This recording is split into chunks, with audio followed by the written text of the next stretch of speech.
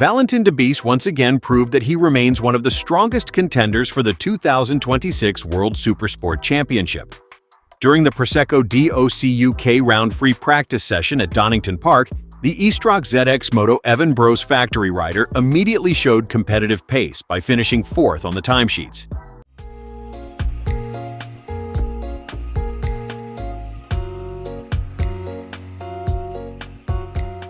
Debise posted a best lap of 1 minute 29.742, just 0.254 seconds behind session leader Tom Booth-Amos, who topped the standings with a 1 minute 29.488. The narrow gap highlights just how competitive the front of the field is, while keeping Debise firmly in contention for both pole position and victory heading into the rest of the weekend.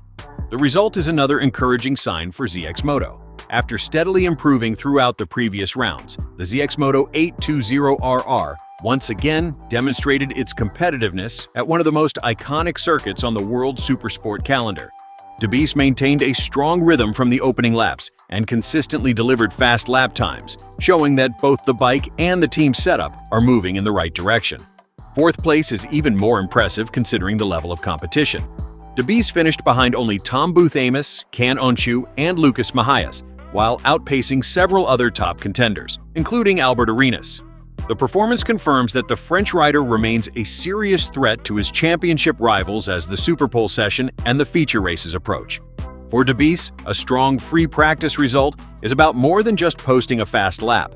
It provides a crucial foundation for gathering data, refining the bike's setup, and building confidence for the rest of the race weekend. With more than 100 WorldSSP starts under his belt, the experienced Frenchman understands that practice speed only matters if it can be translated into race day consistency. With such a promising start at Donington Park, Valentin Debise has once again sent a clear message to the rest of the field. He is far from finished.